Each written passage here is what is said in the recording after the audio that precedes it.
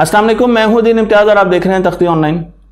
पिछले दिनों हम छुट्टियां गुजारने के लिए नथिया गली गए, लेकिन वहां पर मैं ये जानकर हैरान रह गया कि मेरे बच्चे ब्रांड्स की चीज़ों के पीछे भाग रहे थे।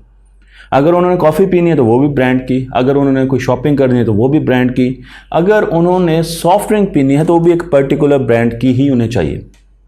मैं ये देखकर बड़ा हैरान हुआ और मैं सोचने लग गया कि आखिर ब्रांड्स में ऐसी क्या ख़ास बात है कि वो बच्चों के दिमागों पर इतने छाए हुए हैं। लेकिन ब्रांड सिर्फ बच्चों के दिमागों पर ही नहीं छाए हुए, हमारे दिमागों पर भी छाए हुए हैं। इस वीडियो में जितना भी डेटा इस्तेमाल किया जाएगा वो ऑथेंटिक ज़रायों से लिया गया। तो जब मैं किसी ब्रांड के बारे में, कोई रिसर्च के बारे में बताऊंगा तो ये मैं पहले ही वाज़ेह कर देना चाहता हूं कि वो रिसर्च पब्लिश हो चुकी है और वो बहुत ज़्यादा ऑथेंटिक ज़रायों पर, फोरम्स पर प्रेजेंट हो चुकी है।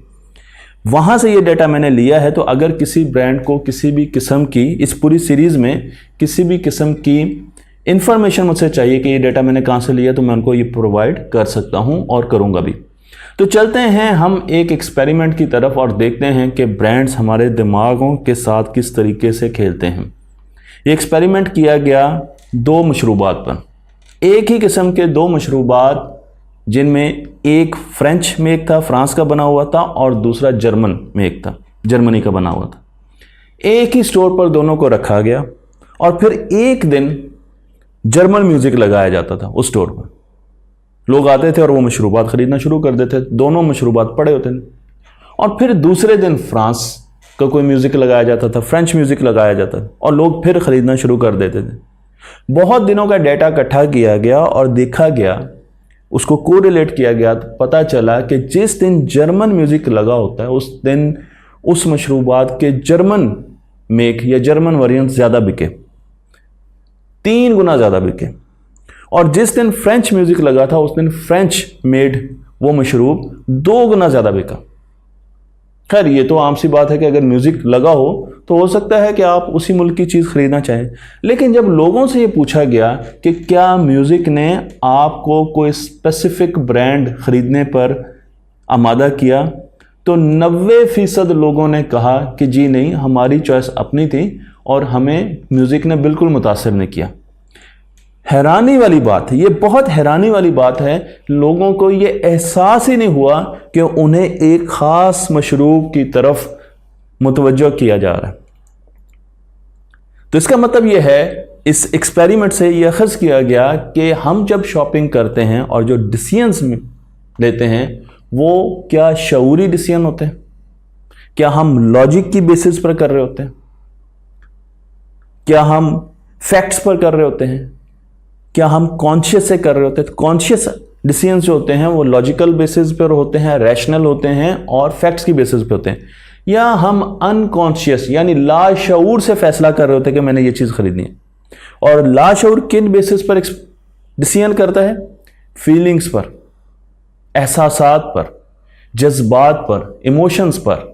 इस किस्म की मार्केटिंग को न्यूरो मार्केटिंग कहा जाता है, जहां आपको अनकॉन्शियसली एक ब्रांड की तरफ लेकर जाया जाए, उसे न्यूरो मार्केटिंग कहा जाता है। और आने वाले वक्तों में न्यूरो मार्केटिंग बहुत ज़्यादा तेज़ होने वाली है। मैं आपको इसी कड़ी की एक और वाक़े की तरफ लेकर चलता हूं। 1980 की दिहाई में एक बहुत बड़े ब्रांड सॉफ्ट ड्रिंक के, जिसका नाम है कोका कोला, उन्होंने ये अखज़ किया कि उनके पानी का टेस्ट, कोक के पानी का टेस्ट अच्छा नहीं है। पेप्सी इस वक्त छाई हुई है, मार्केट पर छाई हुई है, 1980s की बात कर रहा हूँ। दोनों में राइवलरी थी और कंपटीशन तो बहुत अरसे से चल रहा था। सो कोक ने सोचा कि वो अपना पानी बेहतर करे और उसने अपने पानी का या अपने टेस्ट का फॉर्मूला चेंज किया। जब उसने ये फॉर्मूला चेंज किया तो उसके बाद जो कोक का वेरिएंट निकाला गया उसको कहा गया न्यू कोक, और न्यू कोक के नाम पर इसे मार्केट करना शुरू कर दिया। इस टेस्ट को पहले 20,000 लोगों पर टेस्ट भी किया गया। कोक की कंपनी ने 20,000 लोगों पर इसको टेस्ट किया और जब टेस्ट किया तो पता चला कि उन्हें ये कोक का नया टेस्ट बहुत अच्छा लगा पुराने टेस्ट से। और उनमें से ज़्यादातर लोगों ने यह भी कहा कि ये पेप्सी के मुकाबले में ज़्यादा अच्छा टेस्ट है। इसलिए कोक कॉन्फिडेंट थी कि वो आराम से मार्केट में जाएगी और पेप्सी के मुकाबले में काम करना शुरू कर देगी और मार्केट करना शुरू कर देगी। लेकिन जब नई कोक, जिसे न्यू कोक का नाम दिया गया, मार्केट में गई तो बुरे तरीके से पिट गई। लोगों ने उसे लेने से इनकार कर दिया। कोक की मैनेजमेंट को हजारों कॉलें आनी शुरू हो गई और बहुत ज़्यादा लॉस होना शुरू हो गया। कोक की मैनेजमेंट सोच में पड़ गई कि हमने तो 20,000 लोगों पर ये टेस्ट किया था और उन सब में से ज़्यादातर ने यह कहा था कि इसका टेस्ट तो बहुत अच्छा है, लेकिन फिर ऐसा क्या है कि लोगों को ये चीज़ पसंद नहीं आ रही। और उस वक्त कोक ने यह रियलाइज़ किया कि इस पूरी मार्केटिंग में इमोशन का फैक्टर, एहसासात और जज्बात का फैक्टर खाली है, जो कि कोक 100 सालों से करती आई है। 100 सालों से कोक अपनी एडवर्टीजमेंट में एहसासात को और जज्बात को लाती रही। उसके बड़े तरीके हैं। एक तरीका यह है कि कोक हमेशा ये कहती है कि फील गुड। जब आप कोक पीते हैं तो आप क्वालिटी का ड्रिंक पीते हैं और उसके बाद आप अच्छा महसूस करते हैं। तो अच्छा महसूस करने का मतलब यह है कि आपको अच्छे ख्यालात आते हैं, आपकी फीलिंग्स अच्छी होती हैं और फिर आप मेमोरीज बनाते हैं। जब इंसान ये सोचना शुरू कर देता है तो वो जिस एक्सपीरियंस से गुजरा होता है वो उसे याद रहना शुरू हो जाता है। अगर आप समझते हैं कि इस ड्रिंक से मेरी मेमोरीज बन रही हैं, मैं खुश हो रहा हूँ, मैं रिफ्रेश हो रहा हूँ, तो आहिस्ता आहिस्ता आपकी मेमोरीज बनना शुरू हो जाएंगी। एक स्टडी जो 2014 में पब्लिश की गई, उसमें बताया कि कोक जितने भी लोग पीते हैं वो ये समझते हैं कि इससे वो ज़्यादा खुश होते हैं। लेकिन उसके साथ साथ कोक ने सेलिब्रिटीज़ को भी अपनी एडवर्टीजमेंट में लेना शुरू कर दिया। अब 1980s की बात हो रही है। बड़ी बड़ी सेलिब्रिटीज़ को जो उस वक्त की थी, बीटल्स एक बहुत बड़ा बैंड था, उसके अलावा उनको कोक पीते हुए दिखाया गया। तो लोगों ने देखा कि जब बड़े बड़े लोग कोक पी रहे हैं तो वो मुतासिर हुए और उन्होंने सोचा कि हमें भी पीना चाहिए। इससे पहले कोक बहुत से ऐसे और एक्सपेरिमेंट भी कर चुकी है अपनी एडवर्टीजमेंट में। 1950s में कोक ने तकरीबन 10 के करीब ऐसे इश्तिहार बनाए जिसमें मुख्तलिफ किस्म की नर्सेज दिखाई गई जो कि बता रही थी कि कोक आपकी सेहत के लिए बहुत अच्छी है, कोक से क्वालिटी आपको मिलेगी और आप रिफ्रेश होंगे, आप खुश होंगे। मैंने ऐसे बहुत से इश्तिहार ढूंढ ढूंढ के देखे और फिर मुझे एहसास हुआ कि ये काम 1950s में होता गया। अब मैं आपको एक और एक्सपेरिमेंट की तरफ लेकर चलता हूं जो कि पब्लिक के साथ किया गया। इसे पेप्सी चैलेंज कहा जाता है और इसमें बगैर बताए हुए कि किस ब्रांड का मशरूब आपको पिलाया जा रहा है, पेप्सी और कोक लोगों को पिलाई गई। गिलासेस में पेप्सी और कोक डाल दी जाती थी और पीने वाले को नहीं पता होता था कि वो पेप्सी पी रहा है या कोक पी रहा है। और फिर लोगों को पूछा जाता था कि कौन सा ब्रांड आपको पसंद आया पीने में। और जब रिजल्ट आया तो पता चला कि तकरीबन 50% से कुछ ज़्यादा लोगों को पेप्सी पसंद थी। लेकिन उसके बाद ब्रांड्स को अयां किया गया और कोक के 10 एक तरफ रख दिए गए और पेप्सी के 10 एक तरफ रख दिए गए। और फिर लोगों से पूछा गया कि आप किसे पीना चाहेंगे। 75% लोगों ने बताया कि वो कोक पीना चाहते हैं, हालांकि इससे पहले वो पेप्सी को बेहतर कह चुके थे। ये एक हैरतनाक किस्म का एक्सपेरिमेंट है। इसका मतलब ये है कि 25%, क्योंकि पहले तकरीबन 50% लोगों ने पेप्सी को पसंद किया था, उससे ज़्यादा 25% से ज़्यादा लोग अब कोक को उसके ब्रांड, उसकी शक्ल, उसके टिन से पसंद करना शुरू हो गए। अगर आज आप कोक का रेवेन्यू देखें, 2019 की मैं रेवेन्यू की बात कर रहा हूं, तो तकरीबन $37 बिलियन कोक का रेवेन्यू है। और अगर आप $37 बिलियन का 25% निकालें तो $9 बिलियन बनता है।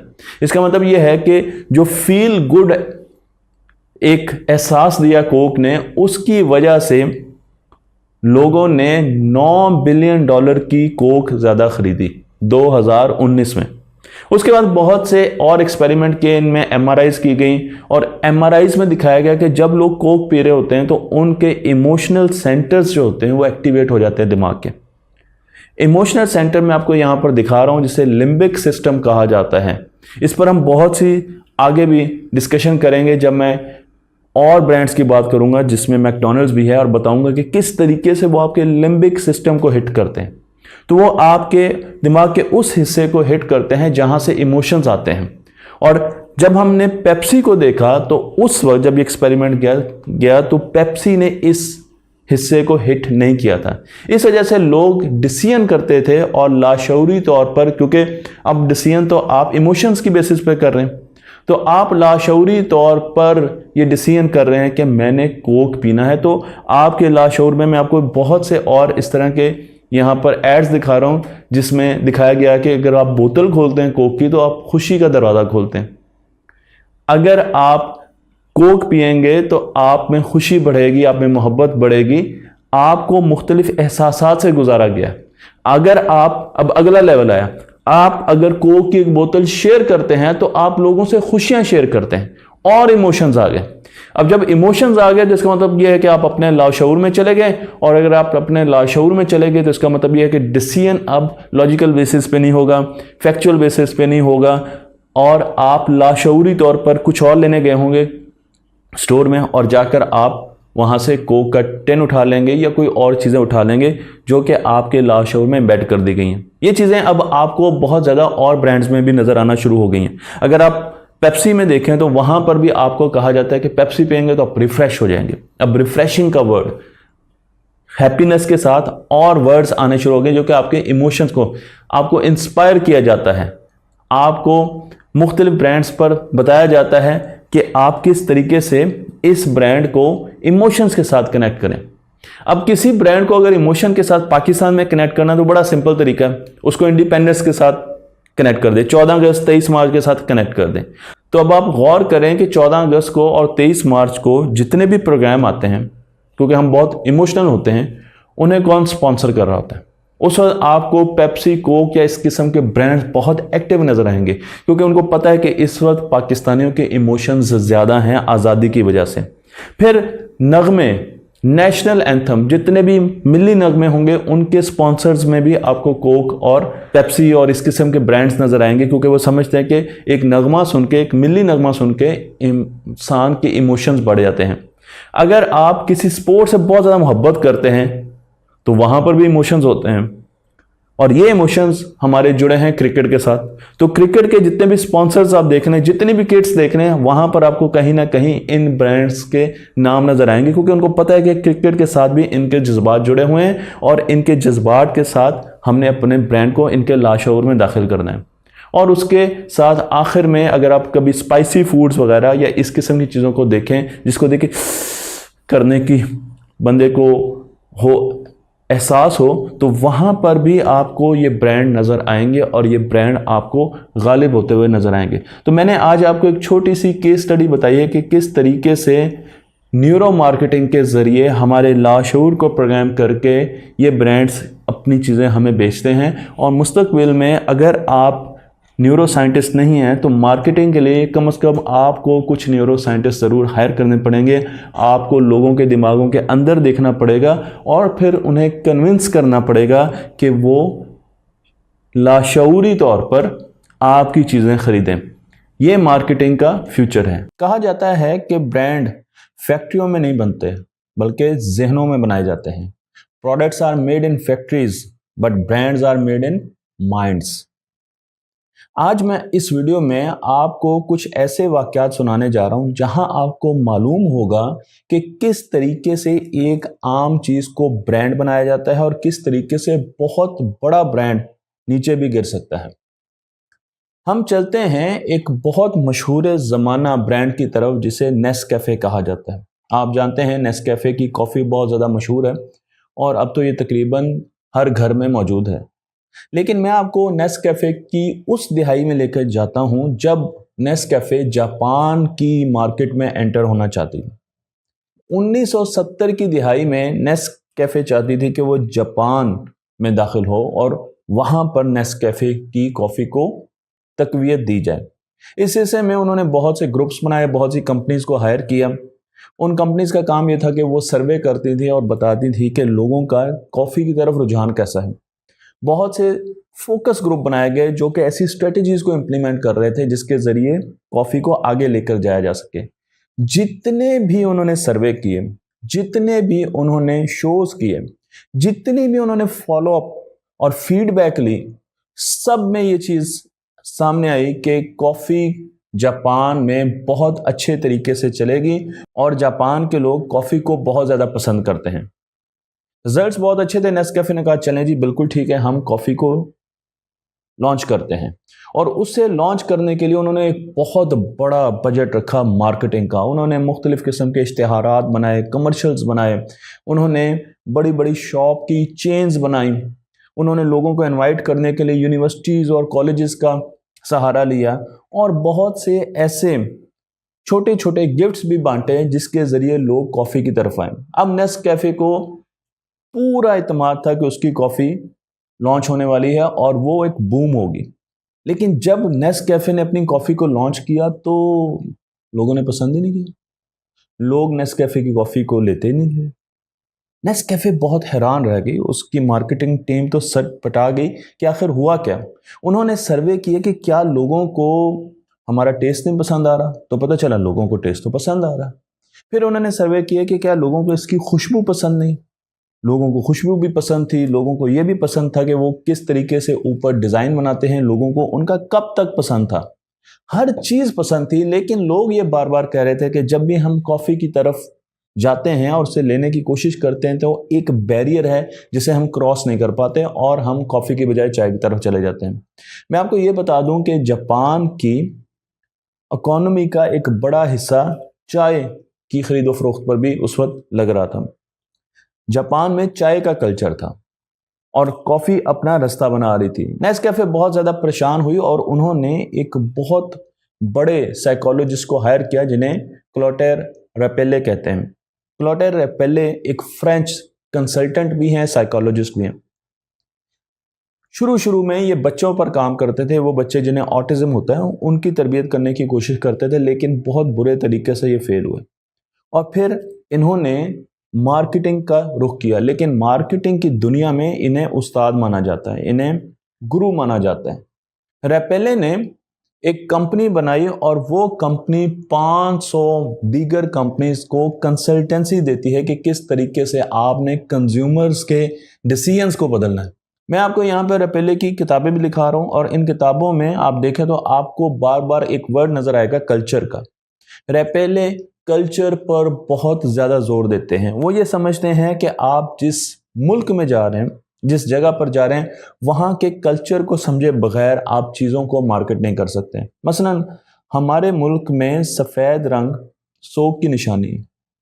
अमूमन सफ़ेद रंग को ताज़ियत से जोड़ा जाता है, लेकिन बाहर के मुल्कों में सफ़ेद रंग शादी की निशानी है। वहाँ पर शादी के जो ब्राइड के कपड़े होते हैं वो सफ़ेद रंग के होते हैं। तो एक चीज़ वहाँ पर खुशी का निशान है और वही चीज़ दूसरे कल्चर में गम की निशानी है। इसलिए रेपेले का ये कहना है कि सबसे पहले आपको जाकर कल्चर समझना पड़ेगा, और जब आप लोगों के कल्चर को समझेंगे तो कल्चर ने लोगों के सबकॉन्शियस ब्रेन को प्रोग्राम किया होता है।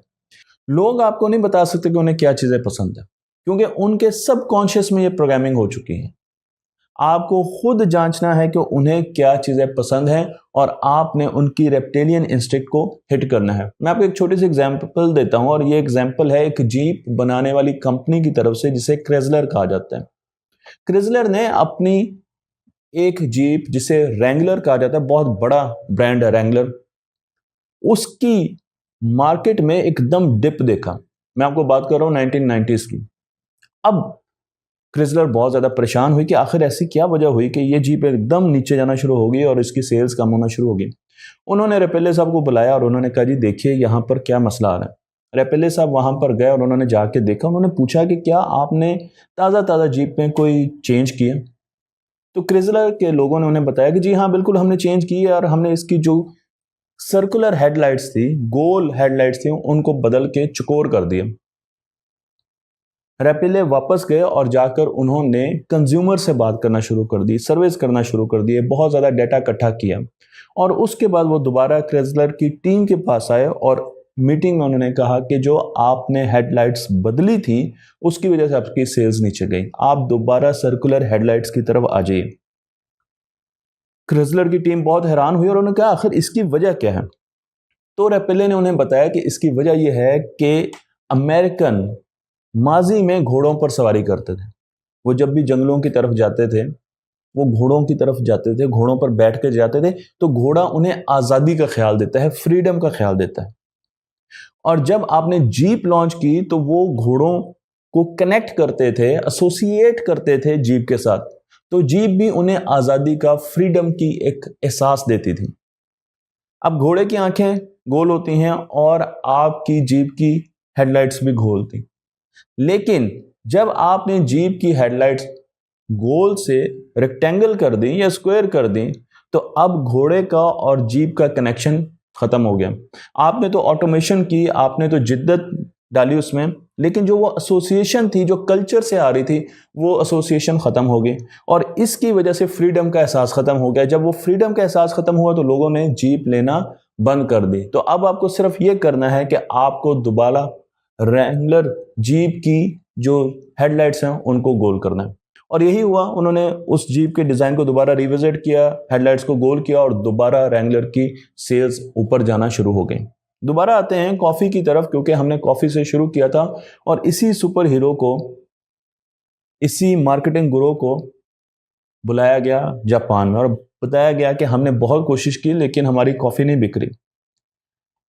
जब रेपेले वहां पर गए तो वहां पर उन्होंने कल्चर को गौर से स्टडी किया, क्योंकि वो एक न्यूरो साइंटिस्ट भी थे, एक साइकोलॉजिस्ट भी थे। तो उन्होंने देखा कि चाय जापानीज के कल्चर में रची बसी है। बचपन से बच्चे चाय पीने के शौकीन हैं, उन्हें उनकी खुशबू आती है, चाय का टेस्ट डेवलप होता है। वो घर में चाय की बातें करते हैं, चाय की क्रॉकरी इस्तेमाल करते हैं। उनके घरों में जितने स्नैक्स भी थे, जो खाने पीने की चीजें थी, वो भी ऐसी थी जो चाय के साथ अच्छी लगती हैं। तो एक पूरा कल्चर डेवलप हुआ था जो कि चाय के गिर्द डेवलप हुआ। और जब ये बच्चे बड़े होते हैं या जब इनको कॉफी दी जाती है तो इनके सामने एक बैरियर आ जाता है, क्योंकि इनको ऐसा लगता है कि शायद ये अपना कल्चर छोड़ के एक नई चीज की तरफ जा रहे हैं। तो आपको कॉफी को किसी ना किसी तरीके से जापानीज कल्चर में लाना पड़ेगा और बहुत छोटे लेवल पर लाना पड़ेगा। तो रेपेले ने पता क्या सजेस्ट किया? रेपेले ने कहा नेस्कैफे को कि आप छोटी छोटी कैंडीज कॉफी टेस्ट की बनाना शुरू कर दें। आप चॉकलेट्स देना शुरू कर दें जिसमें कॉफी टेस्ट हो। आप ऐसे मशरूबात बच्चों को देना शुरू कर दें, मार्केट में फ्लड कर दें जिसमें कॉफी टेस्ट हो।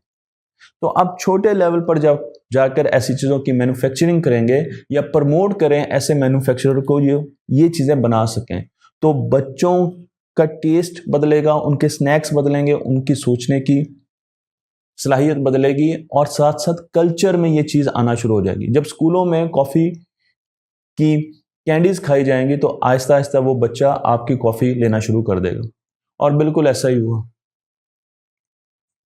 जापान की मार्केट को इन टॉफी से और इन कैंडी से फ्लड कर दिया गया, और उसके कुछ अरसे बाद जापान में नेस्कैफे की सेल्स ऊपर जाना शुरू हो गई। मैं आपको यहाँ पर ये ग्राफ दिखा रहा हूँ और इस ग्राफ से आप अंदाजा लगा सकते हैं कि जापान में नेस्कैफे कॉफी का ब्रांड किस तरीके से ऊपर चला गया। तो यहाँ पर सबक हमें ये मिलता है कि जब आप मार्केटिंग कर रहे हैं या आप न्यूरो मार्केटिंग की तरफ जा रहे हैं तो आपको कल्चर के बारे में पता होना चाहिए, उस इलाके के जहां पर जाकर आप अपनी चीज को बेचना चाह रहे हैं। अगर आप दिमाग को समझे बगैर और कल्चर को समझे बगैर और उन चीज़ों को जो कि दिमाग पर असर रखती हैं, जो कि इंसान के लाशऊर में है, और लाशऊर की चीज़ कभी भी इंसान आपको नहीं बता सकता। आप ये मुझे नहीं बता सकते कि आपको क्या चीज़ें पसंद हैं, क्योंकि आपको खुद भी नहीं मालूम, वो आपके लाशऊर में है। और जब वो चीज़ अचानक आपके सामने आएगी तो फिर आप पसंदीदगी का या नापसंदीदगी का इजहार करेंगे। तो उन चीज़ों को बाहर निकालना ऐसे गुरुओं का काम होता है जो कि इन चीज़ों को आगे लेकर चलते हैं और इस तरीके से मार्केटिंग करते हैं। क्या आप जानते हैं कि बड़ी बड़ी कंपनियां किस तरीके से हमारे दिमाग के साथ खेलती हैं ताकि वो अपनी प्रोडक्ट्स को हम तक लेके आ सकें, उन्हें बेच सकें और हमें मजबूर कर सकें कि हम वो प्रोडक्ट्स खरीद लें। मैं आपको एक छोटा सा वाकया सुनाता हूं और इस वाकये से आपको अंदाज़ा होगा कि किस तरीके से साइंस उनकी मदद कर रही है और वो हमें अपनी प्रोडक्ट्स आसानी से बेच पा रहे हैं। ये कहानी शुरू होती है अकरम साहब से।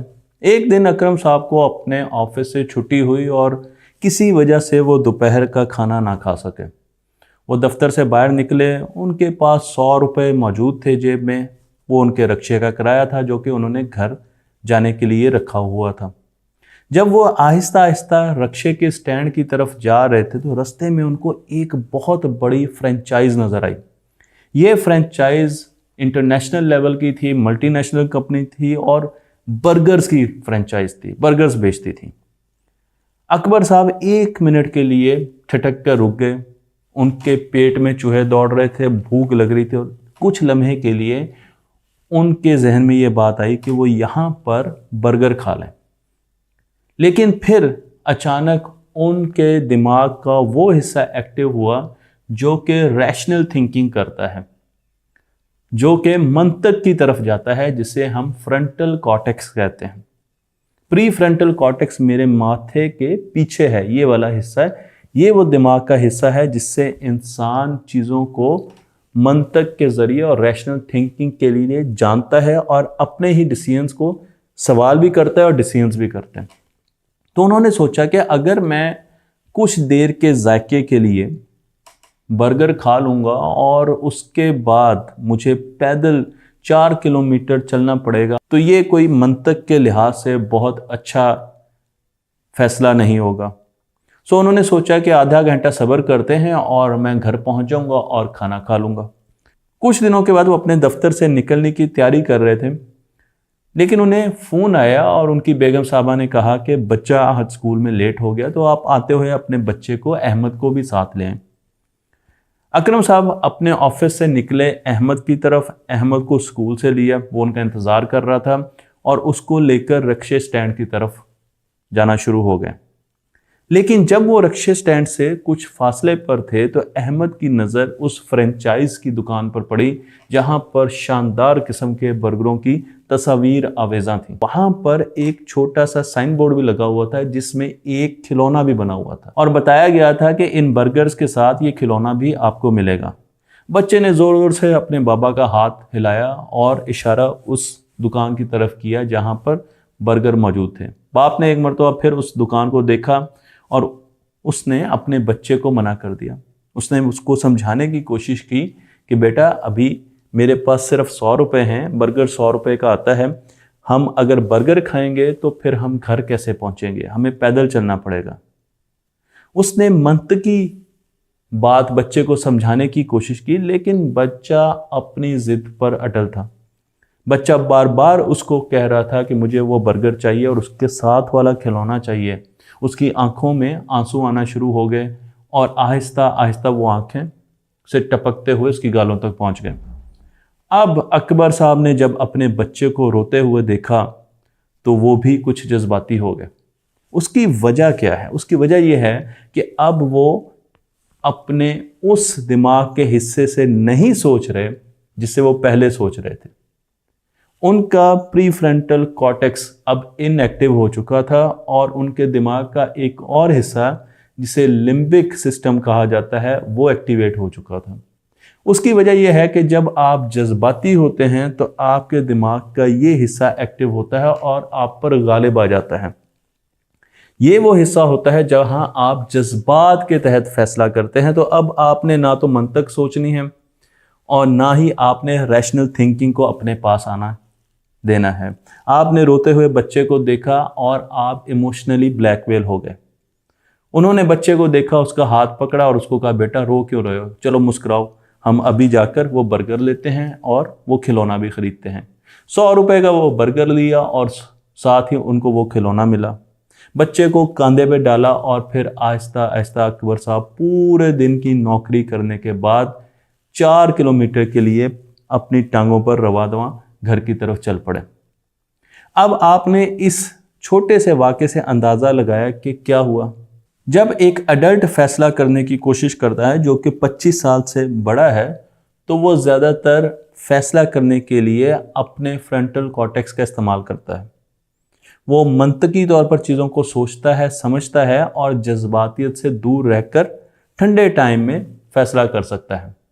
लेकिन इस कंपनी ने सोचा कि जब इंसान के पास सिर्फ उतने पैसे होंगे जिससे वो अपनी ज़रूरियात पूरी कर सकता है, तो फिर वो हमारा बर्गर कैसे ख़रीदेगा। हमें तो कोई ऐसा काम करना है कि उसके पास पैसे ना भी हों, उसे भूख ना भी लगी हो, लेकिन फिर भी वो हमारा बर्गर ख़रीदे।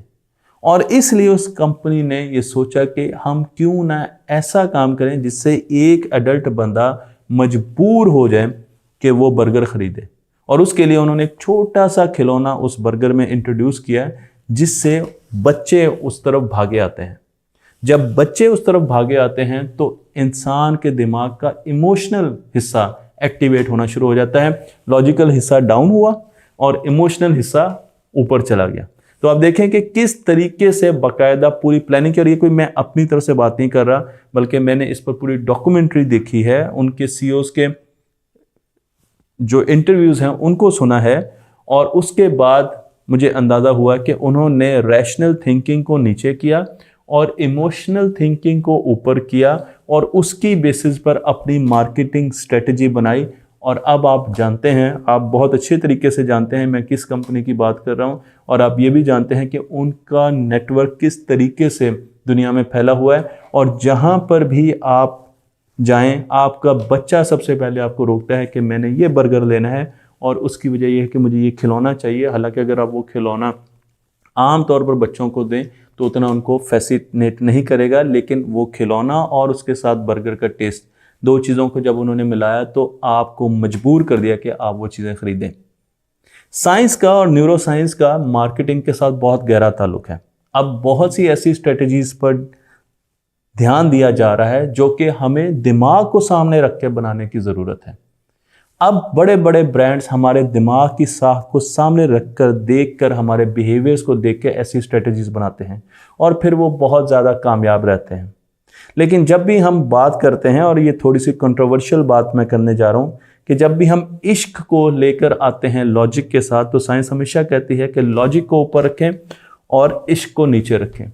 लेकिन जब बड़ी कंपनियों की तरफ बात जाती है तो वो इश्क को ऊपर लेकर जाते हैं और लॉजिक को नीचे करते हैं, क्योंकि उन्होंने इर्रेशनल डिसीजंस कराने हैं। ये एक बहुत गहरी बात है।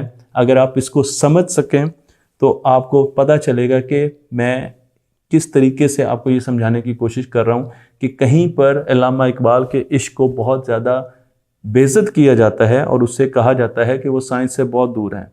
लेकिन वही कंपनियां उसी इश्क का इस्तेमाल करके हमें अपने प्रोडक्ट्स बेचती हैं, हमें अपनी चीज़ें बेचती हैं, और साइंस और रैशनल थिंकिंग, साइंस को कहा जाता है कि ये रैशनल थिंकिंग से आती है, रैशनल थिंकिंग को दबाया जाता है। क्या आप दूसरों को इन्फ्लुएंस करना चाहते हैं? क्या आप चाहते हैं कि दूसरे आपकी बात माने, सुने आपकी बात और उस पर अमल करें? मैं आज आपको एक ऐसी टिप देने जा रहा हूं जिसके पीछे साइंस खड़ी हुई, और जब आप उस टिप को सुनेंगे तो फिर आपको एहसास होगा कि ये टिप या ये असूल तो हमें पहले से ही पता है। इस कहानी का आगाज हम तख्ती से करते हैं। कुछ अरसे पहले मैंने तख्ती पर एक कोर्स लॉन्च किया। उस कोर्स का नाम था न्यूरो साइंस ऑफ पेरेंटिंग। पहले अगला course neuro science of learning होगा, तो इसलिए न्यूरो साइंस ऑफ लर्निंग मुंह से निकल रहा है, लेकिन न्यूरो साइंस ऑफ पेरेंटिंग उसका नाम था। और मैंने पेरेंट्स को ये कहा कि ये कोर्स मैं आपको फ्री में दूंगा, और आहिस्ता आहिस्ता अब मैं मुख्तलिफ सोशल मीडिया पर उस कोर्स की एपिसोड्स डालता जा रहा हूँ। मैं ये काम इसलिए कर रहा हूँ क्योंकि मैं चाहता हूँ कि ये कोर्स घर तक जाए, हर घर तक जाए, और बच्चों को फ़ायदा हो। लेकिन जब मैं ये रिसर्च पढ़ रहा था तो मुझे एहसास हुआ कि ये एक बहुत अच्छा डिसीजन हुआ कि मैंने ये कोर्स फ्री दिया। उसकी वजह यह है कि आज जब मैं आपसे बात कर रहा हूं तो 24 लोग ऐसे हैं जिन्होंने हमारा पैट्रियन सब्सक्राइब कर लिया। मैंने ये कहा था कि ये कोर्स तो सबके लिए फ्री है, लेकिन इस कोर्स की कुछ ना कुछ लागत होती है। तो अगर आप हमारा पैट्रियन सब्सक्राइब करेंगे, जो कि इस वीडियो के भी नीचे है, तो उससे हमें फ़ायदा होगा और हम इस किस्म के और कोर्सेज लाएंगे और उसकी सब्सक्रिप्शंस लेंगे। तो आज इस वक्त जब मैं बात कर रहा हूँ, एक हफ्ते के बाद, तो हमारे पास 24 पैट्रियंस पर सब्सक्राइबर्स आ चुके हैं। लेकिन ऐसा हुआ क्यों? क्योंकि अमूमन तो कोर्स बेचने वाली कंपनियां ये कहती हैं कि इस कोर्स में ये चीज़ें हैं, और आप इसकी 3 वीडियोस देखिए और उसके बाद आप पहले डिपॉजिट कराएं पैसे, और फिर हम आपको इस कोर्स को देंगे। लेकिन हमने तो बिल्कुल उल्टा काम किया। हमने आपको कहा ये कोर्स है, आपकी मर्जी है, आप सब्सक्राइब करना चाहते हैं या नहीं करना चाहते हैं। तो मैं आपको इन्फ्लुएंस करने का पहला रूल बता रहा हूं, और रूल भी बताऊंगा, लेकिन आज मैं आपको पहला रूल बता रहा हूं। दूसरों को इन्फ्लुएंस करने के लिए सबसे पहले जो काम करना है वो ये करना है कि आपने दूसरों पर एहसान करना है। Make people owe you. दूसरों को आपने पहले फेवर दे देनी, आपने पहले अपनी बातें करनी, आपने उनको पहले फेवर दे देनी है। और फिर आप देखिएगा, और मैं आपको इसके पीछे जो न्यूरो साइंस है वो भी बताऊंगा कि किस तरीके से वो आपकी बातें सुनना शुरू हो जाएंगे, आपके इन्फ्लुएंस में आ जाएंगे और आपको वो गिव बैक करेंगे। इस कहानी का आगाज होता है एक स्टडी से, और ये स्टडी कोलंबिया और ब्राजील में की गई। किसने की? एक बहुत बड़े बर्गर के ब्रांड ने, आप समझ गए होंगे उसका नाम। उन्होंने जितने भी कस्टमर आ रहे थे उनको एक बैलून देना शुरू कर दिया। बच्चों को, जो फैमिलीज आ रही थी उनमें बच्चे भी थे, तो हर बच्चे को एक बैलून दे देते थे और कुछ बच्चों को नहीं देते थे। और उसके बाद उन्होंने रिजल्ट देखा कि जिन बच्चों को बैलून दिया उनके पेरेंट्स ने 25% ज्यादा चीजें खरीदी, और जिन बच्चों को बैलून नहीं दिया गया था उनके पेरेंट्स ने, वालिदैन ने नॉर्मल चीजें खरीदी। मजे की बात यह है कि जो चीजें खरीदी गई उसमें बच्चों की चीजें नहीं थी, यानी आइसक्रीम वगैरह नहीं थी, बल्कि कॉफी थी, और कॉफी अमूमन बड़े पीते हैं। तो इस 25% में से जो 20% थी वो कॉफी ज्यादा खरीदी गई थी। पेरेंट्स ने ज्यादा चीजें खरीदी। क्यों? क्योंकि पेरेंट्स एहसान के नीचे थे, वालिदैन एहसान के नीचे थे। उनके बच्चों को जब आपने बैलून दिया तो अब वो इसे वापस करना चाहते थे, और जब वो इसको वापस करना चाहते थे तो उनके पास एक ही तरीका था, और वो ये था कि वो और ज्यादा चीजें खरीदें। ये वाकया मैंने कोट किया है डॉक्टर रॉबर्ट बी सियाल्डीनी की बुक से। इस बुक का नाम है influence, the psychology of persuasion. आप इस बुक को पढ़ सकते हैं। अभी मैंने पहले रूल की बात की है, अमेरिकन साइकोलॉजिस्ट हैं, और अब हमें पता है कि जब हम किसी पर एहसान करते हैं, जब पॉजिटिव ग्रुप इंटरेक्शन होता है, जब सोशल इंटरेक्शन, आप एक बंदे के साथ अच्छा इंटरेक्शन करते हैं तो आपके दिमाग में एक हार्मोन प्रोड्यूस होता है जो कि दोस्ती का हार्मोन है, उसे कहा जाता है ऑक्सीटोसिन। तो आपको बैलून दिया आपके बच्चे को, दोस्ती का एक हार्मोन प्रोड्यूस हुआ, उसे कहा ऑक्सीटोसिन। लेकिन ऑक्सीटोसिन कुछ और काम भी करता है। एक स्टडी में जो कि शाया हुई है जर्नल हार्मोन्स एंड बिहेवियर में, उसमें बताया गया है कि ऑक्सीटोसिन जब पैदा होता है तो वो ना सिर्फ पॉजिटिव सोशल इंटरेक्शंस को प्रमोट करता है, उनकी वजह से प्रोड्यूस भी होता है और प्रमोट भी करता है, लेकिन उसके साथ साथ गिफ्ट देने से भी पैदा होता है, और इसके साथ साथ वो आहिस्ता आहिस्ता ज्यादा इसार की तरफ भी लेके जाता है, यानी वो लोगों को ज्यादा देने पर भी मजबूर करता है। तो आपने जब बैलून दिया, हालांकि उसकी कीमत कुछ भी नहीं थी, लेकिन आपकी सिर्फ एक बैलून से आपकी मार्केटिंग स्ट्रेटेजी इतनी ताकतवर हुई कि आपके पास 25% ज्यादा सेल्स आ गई। मैं आपको एक और स्टडी की तरफ लेकर चलता हूं। यह स्टडी भी एक फूड रेस्टोरेंट में की गई। इस फूड कॉर्नर में जितने भी कस्टमर्स और ग्राहक आ रहे थे, खरीदार आ रहे थे, उनको 3 चीजें गिफ्ट में दी गई। एक को ग्रीटिंग दी गई, सिंपल, कैसे हैं आप, ठीक ठाक, बिल्कुल। दूसरे जो ग्रुप था उसे रिंग दी गई, हाथ में पहनने के लिए रिंग दी गई। और जो तीसरा ग्रुप था उसे खाने के लिए दही दिया गया, योगर्ट दिया गया। और फिर देखा गया कि सेल्स में इन तीनों ग्रुप्स ने कैसे हिस्सा लिया। तो जिनको तो सिर्फ ग्रीटिंग्स दी गई थी उनकी सेल्स में कुछ खास फायदा नहीं हुआ, बढ़ी नहीं उनकी सेल्स, उन्होंने कुछ ज्यादा नहीं खरीदा। लेकिन जिन्हें रिंग दी गई थी उन्होंने 12% ज्यादा चीजें खरीदी उस फूड कॉर्नर से। मजे की बात यह है कि जिन्हें योगर्ट दिया गया, जिनको दही दिया गया, उनकी सेल्स 24% ज्यादा गई। आखिर रिंग और योगर्ट में क्या फर्क है, आप बता सकते हैं? उसकी वजह यह कही जाती है क्योंकि वो एक फूड कॉर्नर था, वहां पर लोग खाने के लिए आ रहे थे, इसलिए दही का एक गिफ्ट के तौर पर देना लोगों को ज्यादा अच्छा लगा, और उनका जो सोशल इंटरेक्शन का जो पैमाना था वो ज्यादा ऊपर गया और उन्होंने ज्यादा चीजें खरीदी। तो अगर आप एक दुकान पर, जो कि टायरों वाली दुकान है, उस पर आइसक्रीम देना शुरू कर दें तो शायद आपको उतना फायदा ना हो, बनिस्बत इसके कि आप टायरों से रिलेटेड किसी चीज को गिफ्ट के तौर पर अपने कस्टमर्स को दे दें। मैं आपको यह भी बता दूं कि इस बुक में यह भी लिखा गया है कि आप सरप्राइज का एलिमेंट भी डालें, यानी एक ही गिफ्ट बार बार लोगों को ना देते जाएं, क्योंकि उससे ये होता है कि लोगों को पता चल जाता है और आहिस्ता आहिस्ता जो ऑक्सीटोसिन प्रोड्यूस होता है, और जब आप किसी को गिफ्ट देते हैं तो डोपामिन भी प्रोड्यूस होता है, वो उनकी मिकदार कम होना शुरू हो जाती है। तो अगली मरतबा जब आप वही कीचेन देंगे, फिर वही कीचेन देंगे, तो वो आपकी जो सेल्स हैं वो उस तरीके से ऊपर नहीं जाएंगी। रिसर्च हमें ये कहती है कि आप अगर एक कस्टमर को उसके मुताबिक गिफ्ट देंगे तो और भी ज्यादा अच्छी बात है। पर्सनलाइज्ड कर दें। अगर एक डॉक्टर साहब आपके पास आ रहे हैं तो आप उनको गाड़ी का कोई उस किस्म का परफ्यूम दे दें। ये मेडिकल की चीज अगर आपको नजर आता है जो गाड़ी में रखी जा सकती है तो वो भी दी जा सकती है। आप जितना सरप्राइज का एलिमेंट रखेंगे उतना ही आपके लिए फायदेमंद है। मैं आपको ये भी बता दूं कि जब आप कोई गिफ्ट देते हैं तो दूसरे उसका शुक्रिया अदा करने के लिए आपको कहते हैं कि ये तो आपने बहुत बड़ा काम किया। अब अमूमन हम जवाब में कहते हैं नहीं जी नहीं, ये तो कोई बात मसला ही नहीं, ये तो हमारा फर्ज था। जब आप ये लफ्ज कहते हैं तो इसका मतलब यह है कि आप अपना गिफ्ट जो है उसको जाया कर देते हो।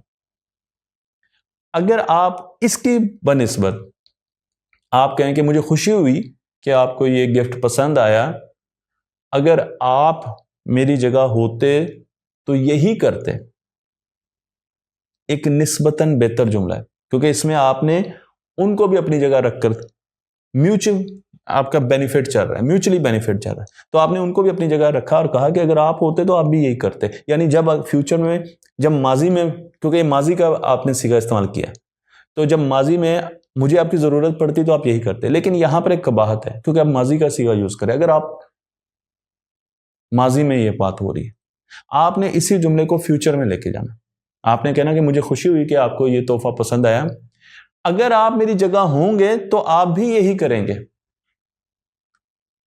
अब आपने उन पर एक ऑब्लिगेशन लगा दी, उन पर एक वजन डाल दिया, एहसान का वजन, कि जब आपकी ऐसी सिचुएशन होगी तो आप भी मेरे लिए ऐसा ही करेंगे। फ्यूचर टेंस, मुस्तकबिल का टेंस बोलकर। और साइकोलॉजी ये कहती है कि आपको इसका बहुत फायदा होने वाला है।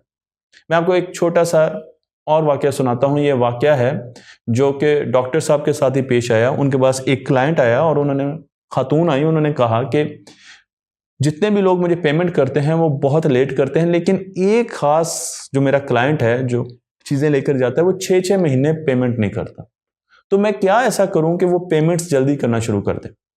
डॉक्टर साहब ने उनसे कहा कि आप बताइए कि वो जो क्लाइंट है उनको किस चीज का शौक है, उनके मशागिल क्या है, हॉबीज क्या है। तो इन्होंने बताया कि उनको आर्ट्स का बहुत शौक है,